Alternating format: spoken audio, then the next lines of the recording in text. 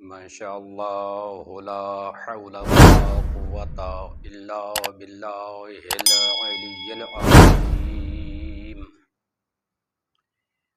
اعوذ باللہ من الشیطان الرجیم، بسم اللہ الرحمن الرحیم۔ الحمد للہ رب العالمین، ثم الصلاة والسلام على أشرف الأنبياء والمرسلين وعلى آله الطيبين الطاهرين المعصومين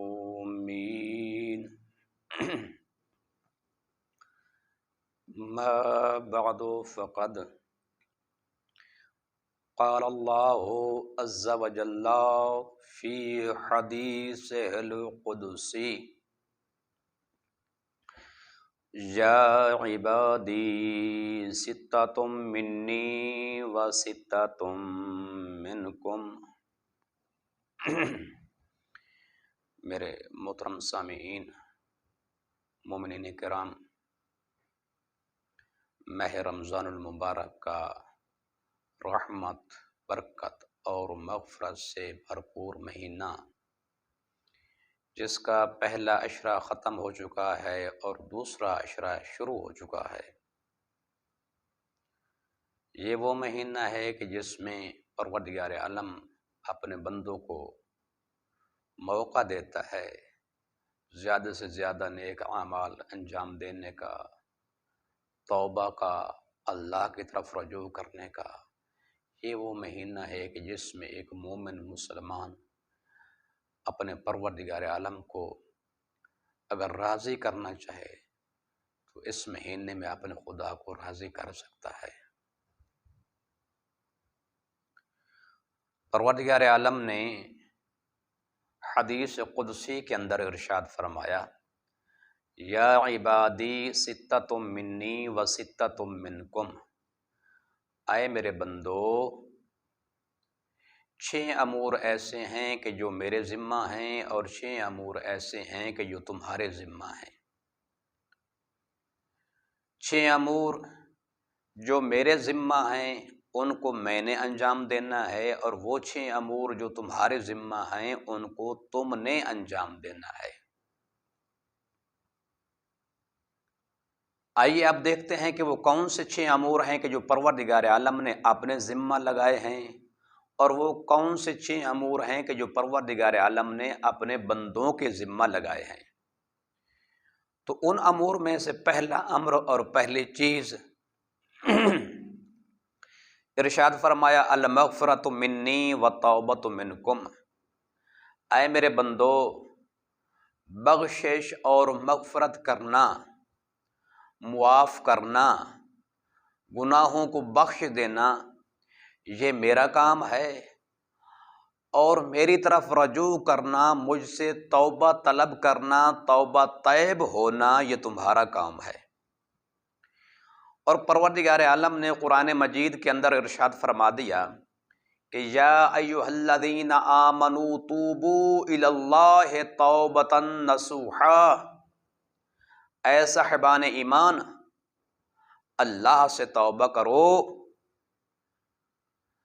ایسی توبہ کہ جو ناصح ہو، فائدہ مند ہو، نفع بخش ہو۔ تو پروردگار عالم نے اپنے عباد کو قرآن مجید کے اندر توبہ کرنے کا حکم دیا ہے۔ توبہ کرو گے تو کیا ہوگا؟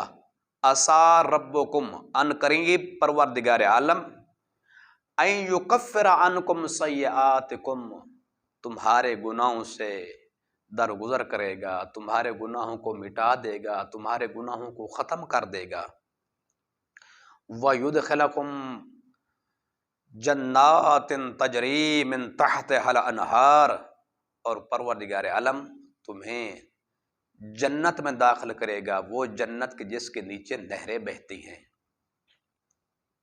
اور وہیں پروردگار عالم ہے کہ جو ارشاد فرماتا ہے، هو الذی یقبل التوبہ عن عبادہ، اللہ وہی ذات ہے کہ جو اپنے بندگان سے توبہ کو قبول کرتا ہے۔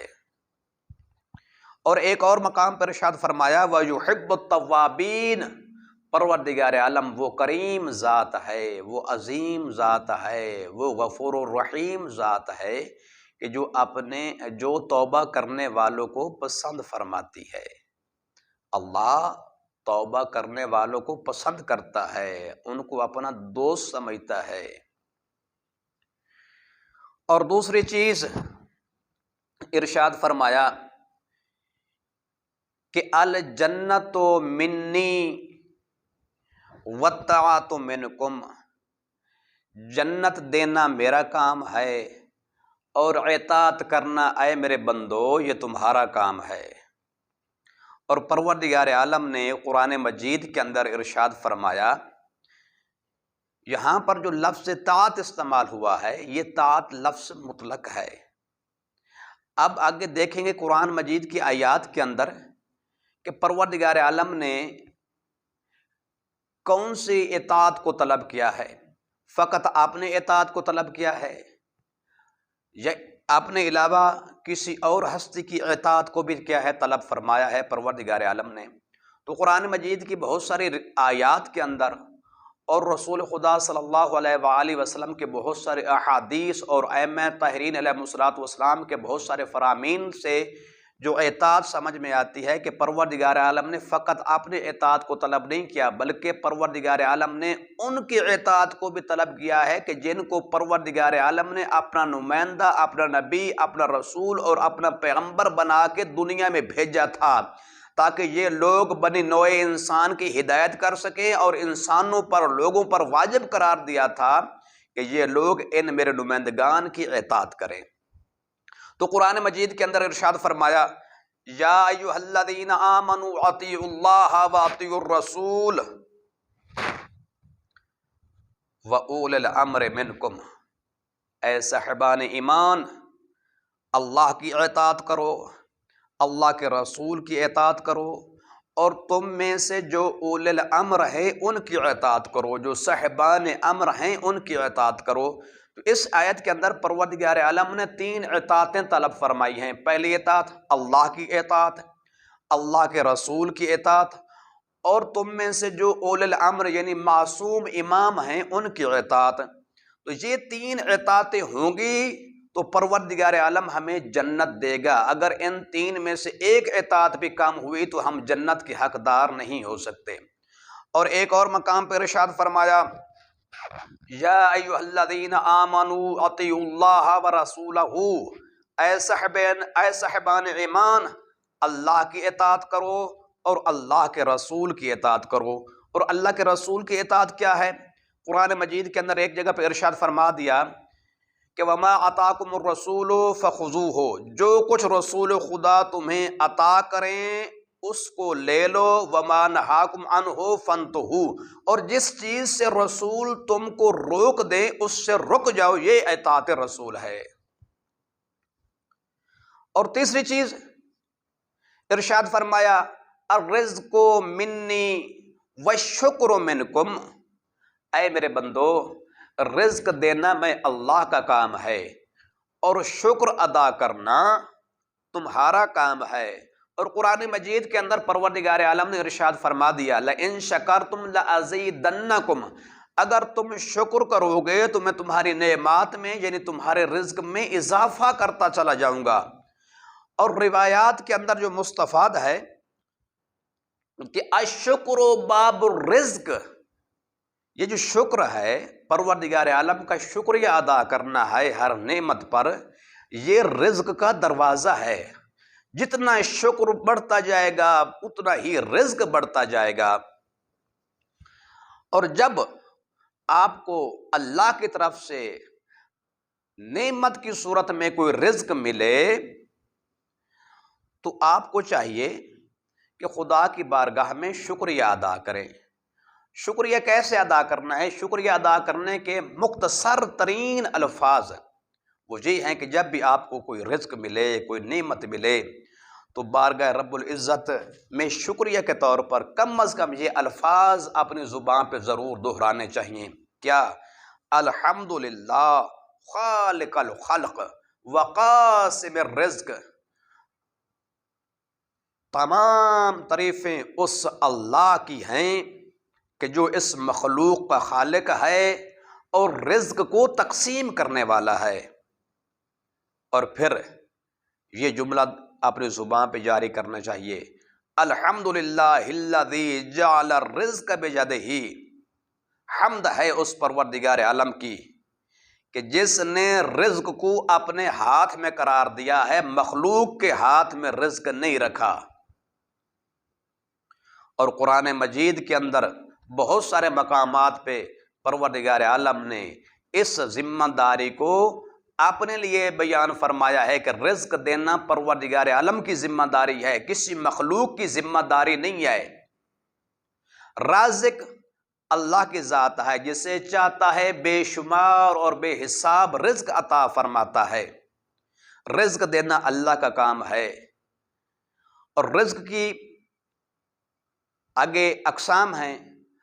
رزق سے مراد فقط دانا پانی نہیں ہے، بلکہ ہر وہ نعمت رزق شمار ہوتی ہے کہ جس نعمت سے انسان دنیا میں رہ کے استفادہ کرتا ہے۔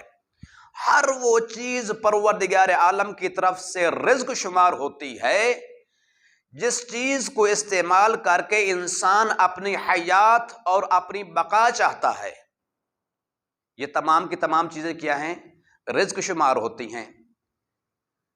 مال کا آنا رزق ہے، اولاد کا آنا رزق ہے، حتیٰ کہ اگر ہم عبادت خدا کرتے ہیں تو یہ جو خدا کی طرف سے عبادت کرنے کی توفیق ہمیں نصیب ہوتی ہے، یہ توفیق بھی پروردگار عالم کی طرف سے دیا ہوا ایک قسم کا رزق ہے۔ الرزق منی والشکر منکم، رزق دینا میں اللہ کا کام ہے اور شکر ادا کرنا اے بندو تمہارا کام ہے۔ اور چوتھی چیز ارشاد فرمایا القضاء منی والرضا منکم، فیصلہ کرنا میں اللہ کا کام ہے اور میرے فیصلے پر راضی رہنا اے بندو تمہارا کام ہے۔ اور یہ تمام کے تمام امور پروردگار عالم کی ذات کے انڈر ہیں۔ کائنات کے تمام امور اللہ ہی سنبھالتا ہے، اللہ ہی چلاتا ہے۔ کسی کو زندہ رکھے اللہ کا فیصلہ، کسی کو موت دے اللہ کا فیصلہ، کسی کو رزق کم دے اللہ کا فیصلہ، کسی کو رزق زیادہ دے اللہ کا فیصلہ، کسی کو مصیبت میں ڈالے اللہ کا فیصلہ، کسی کو سہولت میں رکھے اللہ کا فیصلہ۔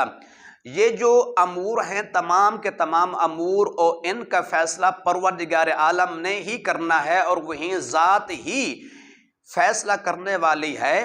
یہی وجہ ہے کہ ارشاد فرمایا فیصلہ کرنا میرا کام ہے اور میرے فیصلے کے اوپر راضی رہنا اے بندو تمہارا کام ہے۔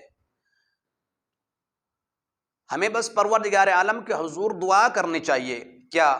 اللہم رزنی بقضائک، اے پروردگار اعلیٰ مجھے اپنے فیصلے پر راضی رہنے کی توفیق عطا فرما۔ اے اللہ جو فیصلہ تو نے میرے حق میں صادر فرمایا ہے اس فیصلہ کو قبول کرنے اور اس فیصلہ پر راضی رہنے کی مجھے توفیق عطا فرما۔ یہ ہمیں اللہ سے دعا مانگنی چاہیے۔ اور ایک روایت میں ہے کہ الرضا باب العظم، سب سے بڑا دروازہ اللہ کے فیصلے پہ راضی رہنا ہے۔ وجنت الدنیا، اور خدا کے فیصلے پہ راضی رہنا گویا یہ دنیا کی جنت ہے۔ ومستراح العابدین، رضا یعنی اللہ کے فیصلے پہ راضی رہنا یہ عابدین اور عبادت گزاروں کے لیے خوشی کا ذریعہ ہے۔ اور مولا امیر علیہ الصلوۃ والسلام نے ارشاد فرمایا کہ من رضا بقضاء اللہ جرا علیہ، جو شخص اللہ کے فیصلے پہ راضی ہوتا ہے، جو فیصلہ اللہ نے اس کے اوپر صادر فرمایا ہے، جو قضا اس کے اوپر جاری ہوئی ہے۔ اگر کوئی شخص اللہ کے فیصلے پہ، اللہ کی قضا پہ راضی رہتا ہے تو مولا امیر علیہ الصلوۃ والسلام ارشاد فرماتے ہیں کان لہ الاجر، تو پروردگار عالم نے اس کے لیے آخرت میں اجر رکھا ہے۔ اور پھر ارشاد فرمایا کہ وَمَن لَمْ يَرْضَ بِقَضَاءِ اللَّهِ فَحَبِطَ عَمَلُهُ، جو شخص اللہ کے فیصلے پہ راضی نہیں رہتا، آخرت میں اس کے عمل کو حبط کیا جائے گا، اس کا عمل ضائع ہو جائے گا۔ اور پانچویں چیز ارشاد فرمایا البلاء منی والصبر منکم، آزمائش دینا میرا کام ہے، آزمانا میرا کام ہے، اور میری آزمائش پہ صبر کرنا اے بندو تمہارا کام ہے۔ اور رسول خدا صلی اللہ علیہ وآلہ وسلم ارشاد فرماتے ہیں کہ جس قدر آدمی کا دین مضبوط ہوگا، جس قدر آدمی دیندار ہوگا، اسی قدر پروردگار عالم کی طرف سے اس کو آزمائش میں ڈالا جائے گا، تاکہ پروردگار عالم اسے آزما سکے کہ اس کے اندر صبر کتنا ہے، آیا یہ صبر کرتا ہے میری آزمائش پر یا صبر نہیں کرتا۔ اللہ کی طرف سے کیا آزمائش ہوتی ہے انسان کے لیے، وہ پروردگار عالم نے قرآن مجید کے اندر ارشاد فرما دیا اور واضح کر دیا کہ خداوند متعال کی طرف سے کون کون سی آزمائش اور بلائیں جو ہیں وہ انسان پر آتی ہیں، اور انسان کو چاہیے کہ پروردگار عالم کی ان آزمائش پر وہ صبر اختیار کرے۔ قرآن مجید کے اندر حکم ہے اور ارشاد ہے وَلَنَبْلُوَنَّكُمْ بِشَيْءٍ مِّنَ الْخَوْفِ وَالْجُوعِ وَنَقْصٍ مِّنَ الْأَمْوَالِ وَالْأَنفُسِ وَالثَّمَرَاتِ وَبَشِّرِ الصَّابِرِينَ الَّذِينَ إِذَا أَصَابَتْهُمْ مُصِيبَةٌ قَالُوا إِنَّا لِلَّهِ وَإِنَّا إِلَيْهِ رَاجِعُونَ۔ قرآن مجید کے اندر پروردگار عالم ارشاد فرماتا ہے ہم تمہیں آزماتے ہیں، بے شک ہم تمہیں آزماتے ہیں خوف سے، بھوک سے، مال کی کمی سے، جانوں سے اور ثمرات سے، باغات سے آزماتے ہیں کہ تم میں سے صبر کون کرنے والا ہے۔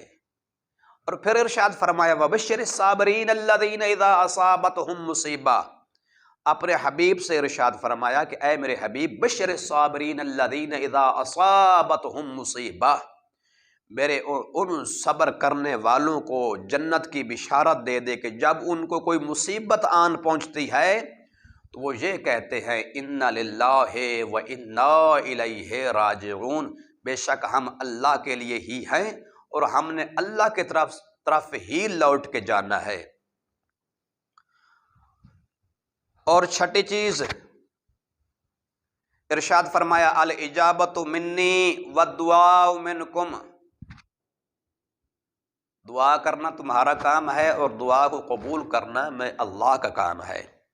اور پروردگار عالم نے قرآن مجید کے اندر ارشاد فرمایا ادعونی استجب لکم، مجھے پکارو اے میرے بندے، مجھے پکارو، میں تمہاری آواز کو سننے والا ہوں، میں تمہاری پکار کا جواب دینے والا ہوں۔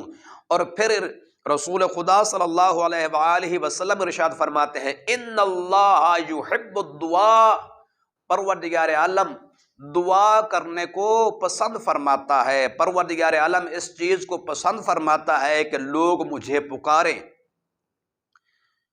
اور میں ان کا جواب دوں۔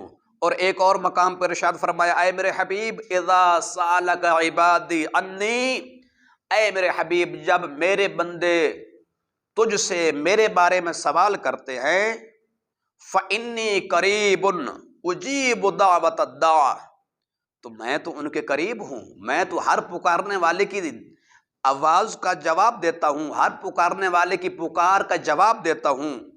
کب؟ اذا دعانی، جب پکارنے والا مجھے پکار رہا ہوتا ہے تو میں اس کی پکار کا، اس کی دعوت کا جواب دیتا ہوں۔ اور اس لیے کہ پروردگار عالم نے خود یہ کام اپنے ذمہ لگایا ہے کہ دعا کرنا تمہارا کام ہے اور تمہاری دعا کا جواب دینا، تمہاری دعا کی استجابت کرنا میں اللہ کا کام ہے۔ اب سوال یہ پیدا ہوتا ہے کہ بسا اوقات لوگ سوال کرتے ہیں کہ ہم اللہ سے دعا مانگتے ہیں اور ہماری دعائیں قبول نہیں ہوتی، تو دعا کی قبولیت کے لیے بہت ساری شرائط رکھی گئی ہے۔